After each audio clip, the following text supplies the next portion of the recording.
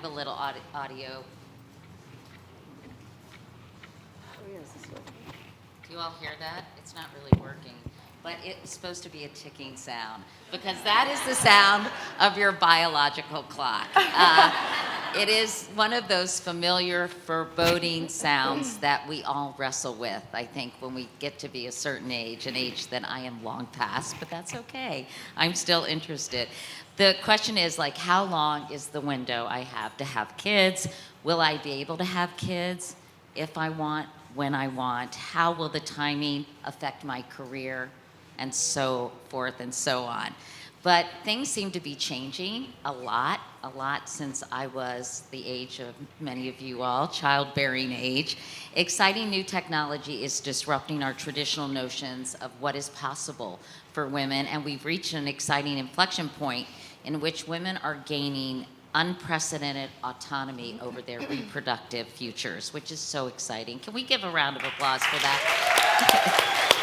So, I'm super excited to talk to my panelists today. Tara Comonte is, Comonte or Comonte? Comonte is at the forefront of this revolution. She is the CEO of something called Tomorrow Life Sciences, which has launched the world's first FDA-approved automated platform to safeguard the eggs and embryos used in IVF. She also happens to be an IVF mom herself, and she's joined by Liz Plank, who I said looks a lot like Carrie on Sex and the City this morning. Love it. Liz is a good friend of mine, and she's also an award-winning author and journalist who recently chronicled her egg freezing journey for the podcast Armchair Experts. So please give these two ladies a round of applause. So I think it's really interesting. As I mentioned, things have changed so dramatically from when I was having kids. I intentionally did not have kids in my 20s because I was singularly focused on my career. I wanted to have flexibility. I wanted to move around. And I didn't want some ball and chain hanging, holding me back, which is such a nice way of describing a romantic relationship. But I think if egg freezing had been an option for me, I might have taken advantage of it. And Liz, that was an option for you. And you recently underwent the egg freezing process in your mid-30s. So talk about your decision to do that and why it was the right time to start thinking about freezing your eggs and following through. Yeah, actually doing it, yes. I turned 35, coming out of the pandemic. The pandemic actually had a huge increase in egg freezing. A lot of women realized, I don't know how long we're going to be indoors, and dating, whatever it looked like at the time it was tough, right? So I, like many other women, was sort of considering it, but I saw it as like a failure, right? That either no one had picked me, or that I'd focused too much on my career, that I was, this horrible woman, every woman in like a romantic comedy that's like so career focused and can't see that all the great guys around her. I was like, is that me? Is that why I have to do it this way? And I had one conversation with my friend Chelsea at the time, and she was, and I was nuts in my dating life. Like I was on every first date, like, are you gonna be the father of my children? Which is never the vibe. It's never a good vibe. Just in case anyone's doing that, not great for anybody on the date. And so she was like, why are you trying to control dating when you're not, instead of being in control of the one thing that you can be in control of, which is your fertility, you should freeze your eggs. And so I decided to do it in that moment, And so you had a total mindset shift during the process. You went from thinking you were a failure to like, I'm a badass, and I'm going to control my fertility choices. Yes, and this was a few months after Roe was overturned. When women are being, basically take their control and their reproductive freedom is being taken away from them, and so it felt like a very like taking my power back and being able to do this too. It's one of the biggest advances in technology, period, right? The FDA only approved egg freezing for women who are, don't have any kind of issues, right? It's an elective thing, only 10 years ago. And so it's very new, it's very cool. And I was like, this is, just using, if I use a Fitbit, right, to make better choices for my life, I don't think that I've like lost or I've failed. It's just an upgrade, and why wouldn't I use technology in that way, you know, for fertility? But you also talk about feeling like a lab rat and feeling kind of like it was the wild, wild west. And just as you said, the FDA approved it a decade ago. Yeah. It shows in terms of how the process works, right? Yes, yeah. I mean, for anyone who, I don't know if anyone has ever done it in this room, but Who here has frozen their eggs? Yes, Raise their hand. Raise your hand. That's great. Yeah. I love that. Who here is thinking about Oh freezing yeah, their eggs? thinking about it. Okay, great. I love this. I hope by the end of this panel you really. No, I think that's been my main thing. Now I'm just an evangelist for it because yeah, I did it when I was 35, and you know, the earlier the better. But yeah, we felt like lab rats. We, you know, you're mixing like you feel like you're in a meth lab at certain points, and that there's almost too much trust in you. You're like, I shouldn't be in charge of so much. There should be, you know, more support. And what's interesting is that yeah, it's not as regulated as you think it's going to be, and that was pretty shocking to me. Yeah, we'll talk actually to Tara about that, because Tara, as the CEO of Tomorrow, you're at the epicenter of technology driving this new mindset. And before we talk about what you're focused on at your company, I want to talk about your personal story, because your daughter is now 8 years old. Yes. And she was conceived via IVF. Yeah. What have you learned in the years since that you wish you had known at the time? Yeah, so I went through IVF 9-10 years ago, multiple cycles, multiple treatments. And at the time, I didn't tell anyone, which, looking back now, I find really strange, because I'm really quite an open person. But I think it was because this wasn't happening. There was still a huge amount of, even if it was subconscious, I think stigma, taboo. Right. So the years since I've gone through IVF, and the egg freezing process is identical to the IVF process in that it's the first step. The egg retrieval is the same step. And so in that 10-year period, what's happened is this whole topic has just become more mainstream. It's shifting from being one where women have been made to feel like failures, or feel like failures, to one where women are beginning to seize the reins. 1 in 5 couples struggles with infertility. 1 in 5. That is not a niche problem. And so that being understood is a huge shift in the last decade, and I think that education and awareness will continue to shift. And the other shift since I was going through this is that this is not just a women's problem. Half the time, the man is the one being treated. Half the time, the man is the patient in an IVF clinic. So this last 10 years has been a huge sort of groundswell in terms of moving from the back foot to the front foot for women, and for it to become just, as I say, more of a mainstream conversation. Employers are waking up, women are waking up, men are slowly waking up and realizing that it might be them. And really we welcome that. You know, this is a new era of transparency and empowerment and education. Other than sort of the cultural perception changing, is there anything, Tara, that about the process that you wish you had known a decade ago, looking back on it, or were there things about it that propelled you into wanting to start your company? Absolutely. So as you mentioned, so human IVF is about 44 years old. There have been incredible medical advancements in the field over that time. However, the tools and the technology and the infrastructure that support these clinics is woefully outdated. And many of it dates back to 40, 50 years ago. So as an IVF mum and as someone that went through multiple treatment cycles before I had my successful pregnancy, I would have liked to understand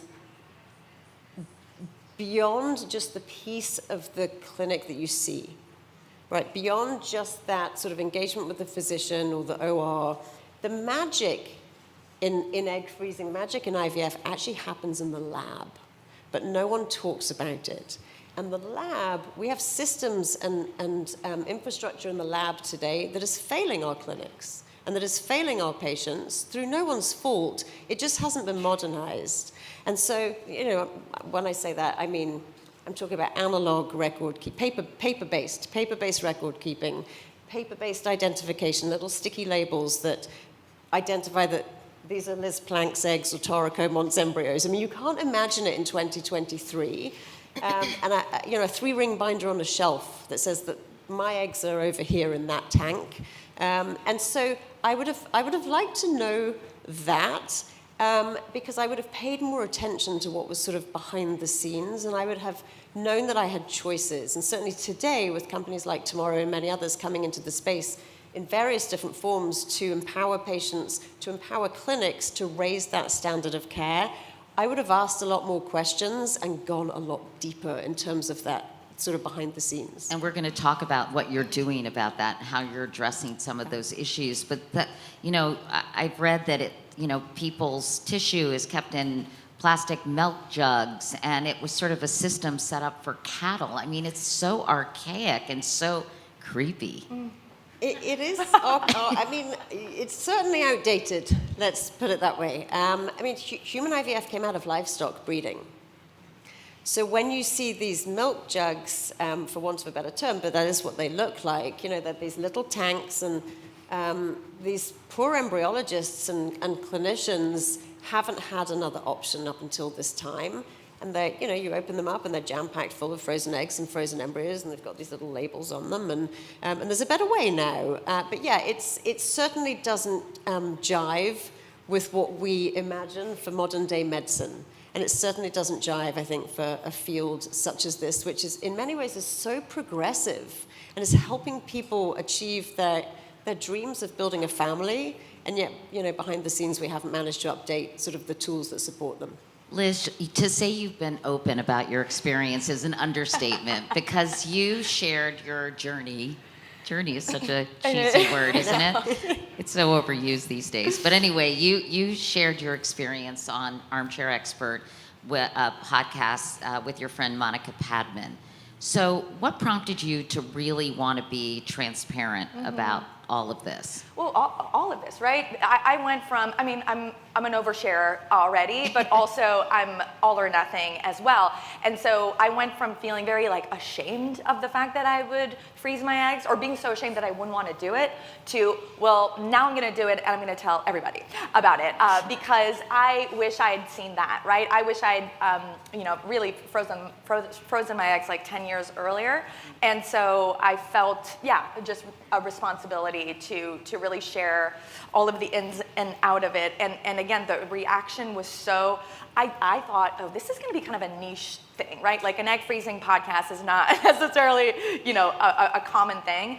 And yeah, we were really surprised. I've had men come up to me in public with their wives, I'm getting my wife to listen to the podcast, it's great. I've had, even the clinic I did the podcast with, or that I did my egg freezing with, Kindbody, they were we all listen to it, we bring it up in our meetings in terms of how to make things better and find where there are flaws in the system. So it's been really remarkable to see just how relatable this is. And what did, other than people saying, my wife's going through the same process, did you get any other interesting feedback from listeners? And what did they share about their experiences? Did they mirror your own, or were they more varied? What struck me is that it is such an emotional process, right? Just like anything in women's health or in health in general, we think about it in terms of the body and the technology, but there's so much there's such an emotional, journey as well. And so that really struck me in some of the comments, and even people again coming up to me and crying into my arms, but also that men have a biological clock too. Coming back to what Tara is saying, half of IVF cases are due to male infertility, and 70% of men do not think that they have a biological clock. And if a man is also, I bring this up a lot, that we have a term geriatric pregnancy, but we don't have a term for men. It should be a geriatric ejaculation. After the age of 35, it increases pregnancy loss by 30%. These are even fetal alcohol syndrome, right? We think about it only we gotta make sure women aren't drinking. the man drinking in the 6 months before conception increases fetal alcohol syndrome by 30% as well. So men are involved in the process of children and life, right? And they should be included. And I was shocked to see a lot of women saying, I would go, even at the doctor, they were so focused on figuring out what was wrong with the woman and how she was contributing to the fertility issue. And they would lose time by not actually addressing how men have fertility and they have a biological clock too. I imagine a lot of the young women in this room think about, oh, maybe I'll freeze my egg, but they really don't know what that encompasses. Can you just quickly take us through? You have to give yourself shots, right? I mean, Yes. Tell us, because, I think some people think, oh yeah, I go in and they retrieve my eggs, but it's a process. It is. It's kind of a month. It's not a commitment, but a little bit. So basically, you go in, you have a kind of interview with your uterus, and they go in and they tell you what your fertility levels are like. And again, I blacked out during that hour with the doctor because I didn't even know if I've never been pregnant, so I didn't even know how many eggs I didn't even know if I could have children, right? There were so many things and they give you a ton of information, and it's okay, like they'll send it to you by email, so even if you don't remember everything, that's fine. And then for about 10 days, you do shots, you're mixing them yourself. There's a lot of video tutorials that are great. I would film your doctor or nurse explaining it to you because, again, it can be overwhelming. And then I did it with Monica. I can't do shots. It's insane to me. Injecting myself is just not possible. It's like eye drops. I can't even put eye drops in my own eyes. So I can't inject in my stomach. So if you have a friend or, again, a family member, or if you're doing it with your partner, they can do your shots every night at the same time. There's certain things you can eat or not eat. I wouldn't drink, or if you smoke pot or do that for anxiety or anything else, I would just not do that for the duration of it. And then you do your trigger shot 24 hours before, which is a bigger shot. And then you go in, and the retrieval is the easiest part. It was helpful when people told me that because it's a surgery, you go under, but it's 15 minutes. It's the best nap of your life, and then you wake up, and it's done. And then there's a little bit of a period, 2 or 3 days, where I recommend, if you can take off work or work from home. I had physical kind of pain from it because it's a needle, they go in and suck in little eggs. But it's hard. It's like anything that's really purposeful, or that it was a challenging experience, but I got so much out of it. I got in touch with how amazing the female body is, how much my body can do, and I felt pregnant. I'd be taking Ubers, and I was there's a lot of bumps. I got to take care of my eggs. You're caring about something else more than you, and I've never had a dog, so I feel that was a good exercise. Yes. And it's educational, right? Yes. It's contained. Yes. It's actually quite a contained period of time.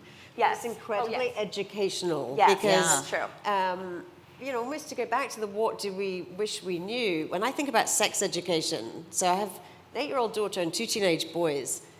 Sex education, I don't know about anyone else in this room, but and I certainly fall into the geriatric mother stage, because I was 41 when I had my IVF baby. But I was, I don't know what age sex ed starts, sex ed starts 10, 12, 13. It depends where you live. Don't get pregnant. Yeah. And that was it. And, we were terrified as girls, as teenage girls, certainly where I grew up in the UK, about getting pregnant. And at no point later in life did the other half of that equation arrive. At no point did anyone tell me the rest of the story. And so instead, age 41, I'm trying to have a baby, and they're like, oh, sorry. Have you ever heard of advanced maternal age? You're 6 years past it. And it's what? And so I just think it's crazy that we have to go through these processes in order to get education around something that is a basic human right, which is our ability to build a family. Yeah, I agree. Yeah. I agree. But it's sometimes disappointing because, for example, Monica was a little disappointed with the outcome of her experience versus you. And do they prepare you for that? They do, so Well, why don't you explain. So Monica and I had different results, which even actually my doctor knew we were like doing a podcast about it, and early on she was like, try not to compare numbers, which in life in general is always good advice, but particularly with this. She'd been on birth control for basically 15 years, and I have not. So another thing I do recommend, if you are on birth control, just like stop for a few months before going into it, because that's one big learning that Monica had. Because I got 13 eggs, which is good, but kind of average or below average. What you want is 20 in order to guarantee one pregnancy, because of all of the things that can happen when you defrost the eggs, put the sperm in, freeze them again, and do all this stuff. And but Monica only got 2, and that's basically like almost like having 0, unfortunately. And so it was this really, I was talking to my mom about it that day because Monica was out of sorts, and my mom has had 2 miscarriages, and she's like, it's like a miscarriage. Like, you've been taught, and we were talking about it every day. She put herself out there publicly, right? And at a certain point, I was like, you don't even have to talk about the fact that you only got 2 eggs if you don't want to. But she ended up doing it, and we ended up having Esther Perel come in and kind of give us her like a kind of free therapy session, an expensive one. And Esther Perel talked about the concept of ambiguous loss, which is when you lose something that you never really had. Right? And it's, again, very common with miscarriages. But even with the egg freezing process, I built already a connection with my future child. Like, that was one of the coolest parts of the egg freezing process. It was really a spiritual kind of experience for me. And I think, again, for a lot of women, and we have to talk about that part too, not just like, oh, it's painful and like transvaginal ultrasounds, yes, there's that part. But then, you're like starting this new chapter of your life, and I think that's really exciting. And I want to talk to Tara about the sort of the gaps in this whole process, but I'm just curious, Liz, do you make different decisions now when it comes to like dating, or do you feel less pressure, like defined, to ask the guy on the first date, are you going to be the father of my child? I don't ask that anymore. So dating has been way more fun, again, not just for the other person, but for me as well. A few things, right? So first of all, freezing your egg, I don't know if anyone watches Nathan Fielder's show, The Rehearsal. That show came out when we were doing our egg freezing process, and the joke of that show is just he rehearses like life experiences. So he rehearses, having a kid and with a woman that's like a paid actor. It's like, it's a comedy. But we were like, this is like a rehearsal, right? And I was, dating someone at the time, and I was like, this schedule is not going to work. Like, he works at night, and like, even though we weren't, talking about that, I was able to sort of see not just what kind of partner I would want in terms of, emotions or characteristic or qualities, but also, sort of what parenthood would look like. And the second thing that really shifted for me was, again, Esther came in, for that last episode, and I asked her, I was like, how do I not, feel this pressure? And she was like, Liz, like, you've revolutionized the way that you are going to get pregnant, right? You've done this amazing thing that 10 years ago didn't even really exist. Why aren't you revolutionizing the way that you're going to create a family? Why are you only thinking about, I gotta find, the Mr. Right or Mrs. Right, like the person I want to do this with, and that has, we have to be in love, we have to do it like the way that my parents did it, when it's like, I'm not doing anything the way that my parents did it. So it really, even like having a child with a sperm donor, we had a woman come on and talk about that and that experience. Or even we had Andrew Sullivan, who had a kid with a lesbian couple, and he's gay, and they, there's all kinds of different ways of having a family. And I think that it, broadening that idea as well is a really important part of this conversation. Yeah, so, it's empowerment, right? Yeah, exactly. So obviously, Liz is one example of how this has really exploded. People are talking about it. People are doing it, Tara. And needless to say, the infrastructure for this technology is sorely outdated.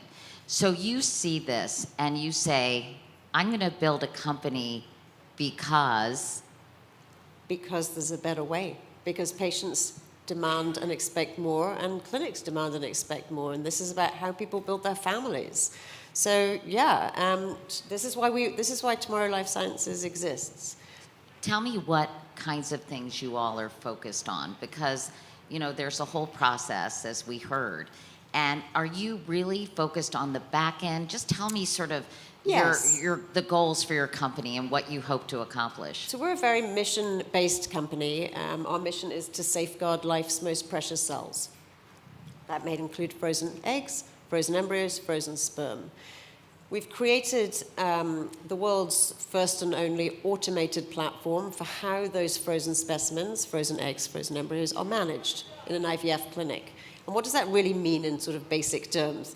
It means taking the milk jugs, as you referred to them as, but the tanks that are in these clinics today that date back decades, and replacing them with very sophisticated, safe, automated systems so that you remove multiple points where a human has to interact with them. A human has to touch them, because the more human interaction we have in any process, there are many parallels in many other industries, the more opportunity for risk we have. And that's certainly the case here. So tomorrow's automation removes more than 90% of the points of potential failure that exist within the outdated manual system. And then it's other things like just how to identify them. I said to Liz when we first met, how do you think, actually the first question was, where are your frozen eggs? Because you know where I can... And what did you say, Liz? I froze. She was like, are you frozen? I was like, no, I'm just thinking. Yeah. And so, when we have transparency into everything else in our lives, I checked my 17-year-old got home from his party last night on Life 360 before I went to sleep. I did. He hates that I can do it. He's like, when I'm 18, it's illegal to track me. Which, I'm like, well, it's for as long as I'm paying for your tuition, it's not. Yeah. But anyway, but if I can track, we track our friends. He tracks his friends, right? They all know where they are on Snap. If we can track our friends, we track our pizzas. I can turn the AC on in my house before I arrive. I order my Uber. But I don't know where my frozen eggs or embryos are. It's mind-blowing. So tomorrow digitizes, in the simplest form, digitizes the identification and tracking and monitoring of frozen eggs and embryos, as well as automating the process. And that provides significantly higher levels of safety for the clinics. It serves the clinics a lot better, and it also presents much higher levels of transparency to a patient. So, for example, we're creating a patient app. We serve clinics first and foremost, but it's very easy for us to allow those clinics or enable those clinics to give transparency to a patient so that I can see, Liz can look up on her phone where her frozen eggs are, how many she had, that they're cold, that they're safe, just the equivalent of my paper digital ultrasound that I had when I was going through it, So it's really about modernizing the back end. And are the containers different now, and the way they're stored? Obviously I'm obsessed with that. If you really want to dive in, you can go to our website. But yeah, we remove the milk jugs are gone. Yeah. They're gone. Yeah. You don't see them. No, the Tomorrow platform is you'll see on our website if you look, it's a very slick, tech-enabled. The embryologist logs in using retina scanning, so it's highly secure. It's very sophisticated automation that basically picks and places where the specimens are stored. All the data is backed up to the cloud. We use digital tags to identify whose specimens are whose. We integrate with the electronic medical records in a clinic so that there's no ability for your record to get mixed up with your specimens. So lots of different pieces to the platform. Yeah. But at its heart, this is about safety, automation, best-in-class technology to really, really enable clinics to best serve their patients. So what has the reaction been? Because I was shocked to learn that clinics are not regulated at all. And so have clinics welcomed this technology? Have some told you, hey, get out of here, you crazy broad? What are they saying? Yeah, absolutely. Look, this is, clinics are the demand for IVF and for egg freezing and sperm freezing too. You talk about the men getting educated. So all of the above. The existing infrastructure is creaking at the seams, as you can imagine. So Clinics are absolutely leaning in. Some of the leading clinics in the world have adopted Tomorrow technology, clinics like CCRM, Boston IVF, San Diego Fertility Center, Vios in Chicago, which is now a Kind Body clinic, and so on. So they're really, really welcoming it. But I think the shift that we'll now continue to see in the next few years as we talk about education and empowerment, and particularly women getting on the front foot, is patients are going to demand it. You know, when people say to me, what should I know? What should I ask? Yeah, that was going to be my next question. Yeah, What should people look for when they're finding a clinic? Right. You know, I mean, a lot of it is word of mouth. How was your experience? But also, if we're going to get educated, if you're going to get educated around how long would you describe your process was? I mean, you wrote off a month, but it's what, 2 weeks, basically? Yeah. Right? So if you're going to get so educated about the 2-week process of freezing your eggs, but you're going to freeze your eggs for 5 years, 7 years, 10 years, who knows how long. As we get educated about that whole continuum, actually, this is the bit that matters just as much as this, because I'm not going to go and spend 15 grand freezing my eggs, injecting my stomach full of hormones, and then have them sitting in a milk jug in the corner. No thanks. So do you have digital identification, or do you have, you know, paper-based sticky labels? And no, printing off a label still equals paper, right? Printing does not equal digital. Do you have automated systems conducting thousands of daily checks to check my specimens are safe? Or do you have a human being having to use their eyes and check that everything looks okay? Do you have alarms that are predictive versus reactive? There are lots of sort of simple questions that patients can ask. Will this modernization make eggs more viable? Because I know that's sort of a question, right, as time goes by, and I'm assuming the storage techniques, et cetera, can impact the viability of eggs in the future. So does that go hand in hand with the modernization of these storage facilities and these clinics? What the storage facility can't do is make a better egg, right, or a better embryo, but what it can do is make sure that they stay safe. And so, unfortunately, we don't have to look very far to find problems with the existing infrastructure. So, for example, when I first met your team, and a couple of weeks ago, and I was starting to describe what we do, and one of your team said, stop, you don't need to go any further. I totally get it. One of my friends, she lost her embryos. They couldn't find them. Liz and I were talking, and she said, I get it. She said, you know, one of Monica's friends, yeah, they lost her eggs. And so, just as we don't need to look far for someone who's thinking about freezing their eggs, freezing their sperm, or going through IVF, or seeking help, we also, sadly, don't need to look far to see where the system and the infrastructure is breaking. So what modernization certainly does is address that. Mm-hmm. So but I would imagine, I guess I'm getting at if sort of the circumstances or the conditions under which these embryos or, you know, eggs are being stored, if it's not temperature controlled, for example, if there aren't uniform standards because it's not regulated, will some of the things that you're doing make sort of preserve the viability just because of the things that can be better controlled? Does that make sense? Potentially.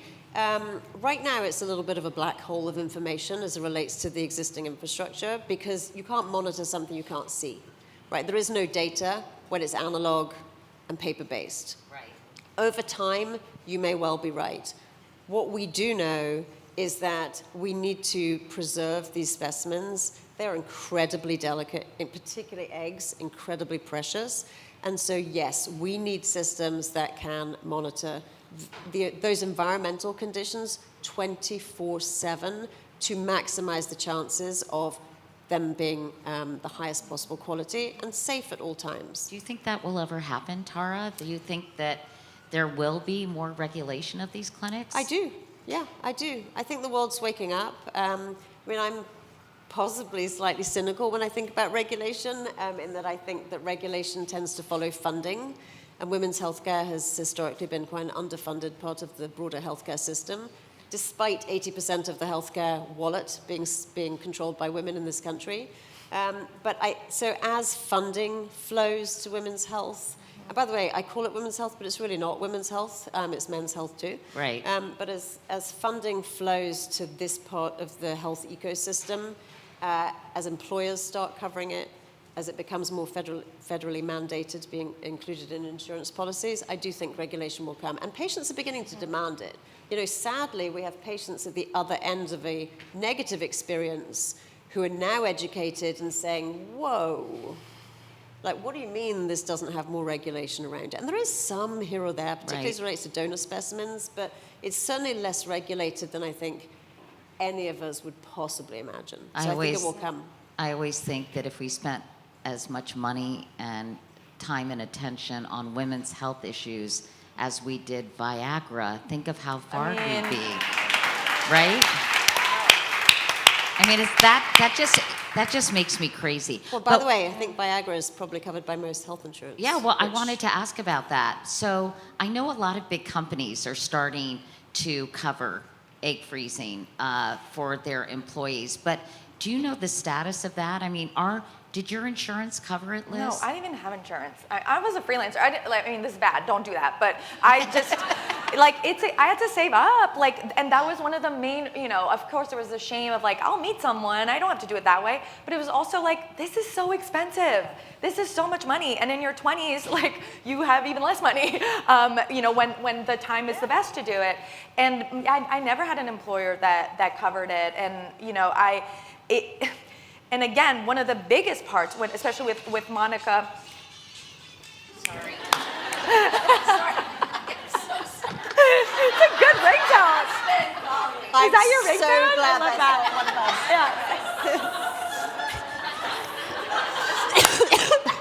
We're going to do a ticking sound when we got the phone. Okay, sorry. Go ahead, sorry. That's so funny. What was the question? It was about insurance. But just yeah, kidding, it's so I'm just kidding. expensive. And again, if it doesn't work, I got 13, and so I guess it worked. But they were like, you should do another round, and I was like, I don't know, absolutely, I don't, not now. But Monica, she got 2 eggs, and you don't get your money back, all right? You don't get a second trial, and I think that again, it's one of the most overmarked, is that the right term, right? Health procedures that you can get, meaning they do mark up the price because it's $10,000 to $15,000 yes. a time. Yeah. Is that right? Yes, at minimum, right? And so, that's a lot of money, and obviously there's so many things, as to your point about women's health, that are not accessible to women in this country, particularly poor women, women of color.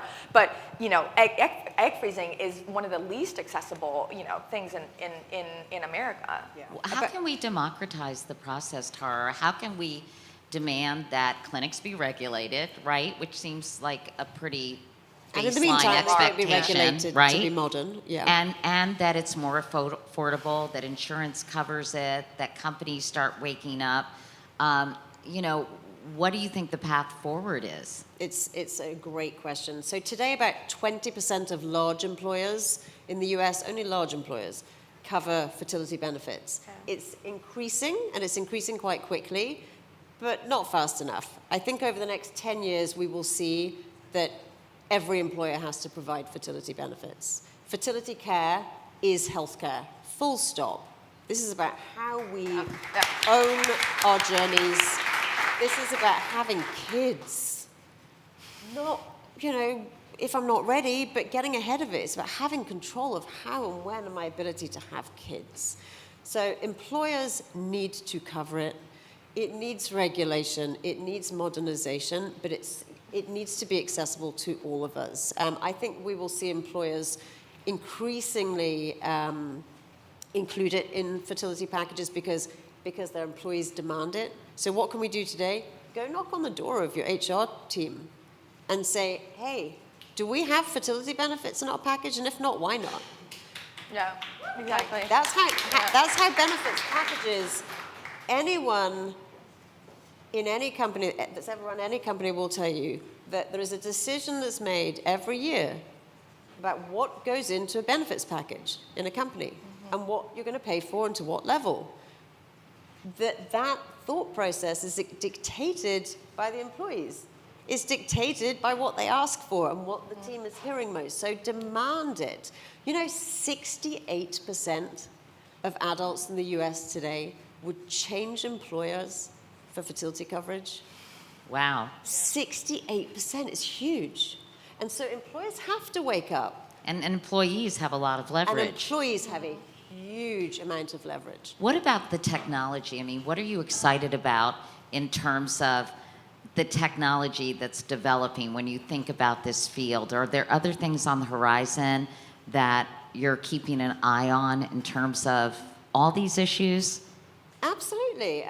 There are so many companies like Tomorrow Life Sciences and others coming into the field. We tackle a very big problem that is only getting bigger as demand increases. But there are companies coming in, there are AI companies coming in, to your point around safeguarding and choosing the best embryo or the best egg, companies using AI to do that. There are financing companies coming in the absence of it being covered by insurance or employers, to help people to create financing packages and sort of insurance packages where you can get your money back if it doesn't work. Oh. There are concierge companies coming in that help you through the process and hold your hand ahead of time, so that if you don't have a friend who's been through it, that you are armed with information. There are companies coming in, if you need an egg donor, help me find egg donors or donate my eggs. I can donate my eggs today with one company that we partner with, and I can freeze my eggs, and if I donate half, my egg freezing is paid for.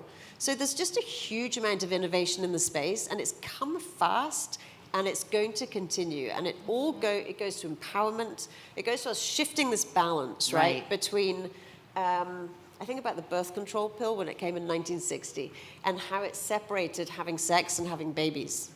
And I think we're going to look back on this time as we really embrace the ability to freeze our eggs and how we pay for it and actually access that.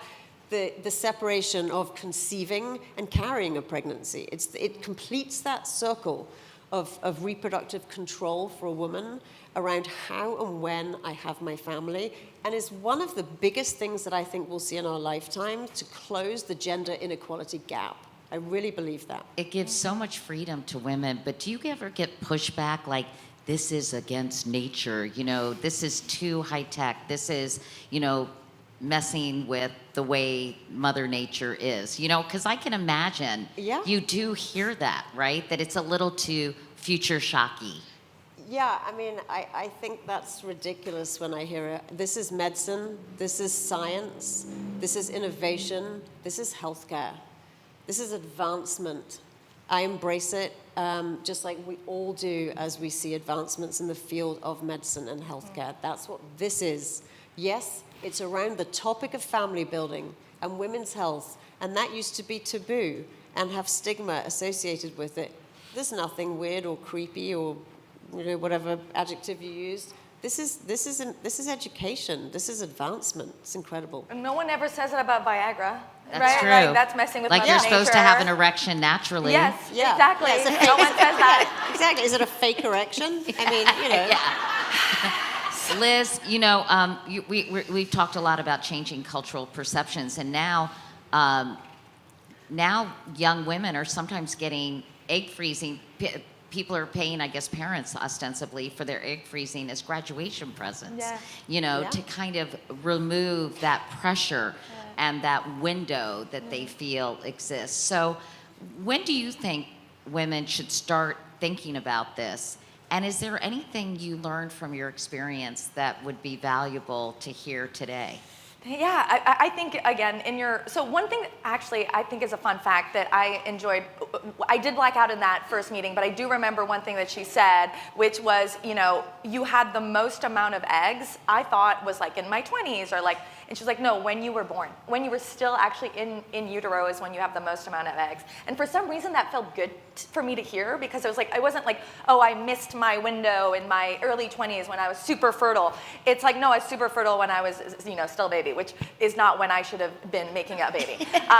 And so that I thought was, for me, was sort of liberating. So I want to share that with people. But yeah, I would start in my early 20s, or I would start just thinking about it in my 20s. I had this Uber driver that brought me to one of my appointments. She was like, oh, what are you doing? I was like, oh, I'm freezing my eggs. And she was like, I tell everybody, I say in your 20s, on your 25th birthday, do a little GoFundMe birthday party. Instead of bringing presents, donate to my, this female Uber driver was just talking to me about it. And we recorded, actually, I recorded it as a voice memo with her consent. And we played it on the podcast. And yeah, she was like, instead of presents, just give me a donation right towards my egg freezing and start saving up early. Because yeah, it's a lot of money, but if you're thinking about it over a few years, it's actually, if you're thinking about it throughout your 20s and you do it when you're 30, it's, $1K a year instead of a big shot, when you turn that age. Yeah. Do it early. Yeah, do it early. You do it early. I mean, as Liz said, we're born with all our eggs. They, diminish over our lifetime, and so the earlier you do it, the better chances you have of having maximum number of eggs and the highest quality eggs. Yeah. That's the age of a woman's eggs is the single biggest contributing factor to a successful pregnancy. Yeah. So and technology is freedom. Yeah. Technology is freedom for women more than anybody. And we're in Texas right now, right? And there are 4 women who are suing Texas over anti-abortion laws, putting their health in jeopardy and putting their lives in danger. And there's one woman that gave a testimony this week. She was trying to save the life of one of her twins she had to abort one twin in order to save the other one, and they literally wouldn't let her, and she had to go out of state and put her health in jeopardy. And in her testimony, she said, it's insane that my dog can get an abortion, but I can't in Texas, right? And technology is helping revolutionize abortion. Most abortions don't happen in a clinic anymore. They happen with pills. That's, again, one of the greatest technology advancements of our time, and yet, tech bros aren't talking about it. But it's these advancements are amazing, right? With fertility or abortion care, it's, instead of seeing it as, something that's bad or something that's unnatural, it's like, no, that's something that's freeing for us. Yeah. In fact, I was telling Tara, I met a young woman who's working for a company that is trying to figure out how to stave off menopause, that women can then choose, because, I can say from personal experience, after menopause, it's kind of downhill, ladies, I'm just saying. And it doesn't have to be, but it is sort of a bummer when your estrogen goes away. And, so, I mean, imagine that, being able to really have the freedom to, manage that part of your life.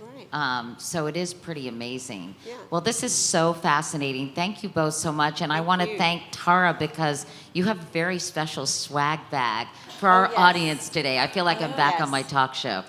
Look under your chair. Not really. Can you tell us a little bit about the goodies? No, I'm not going to tell you. You have to enjoy them yourselves. You're gonna find them very pleasing. Yeah. Let's just put it that way. All I said to the Tomorrow team was, either do great swag or don't do swag at all. Okay. So enjoy. Thanks, everyone. Thank you.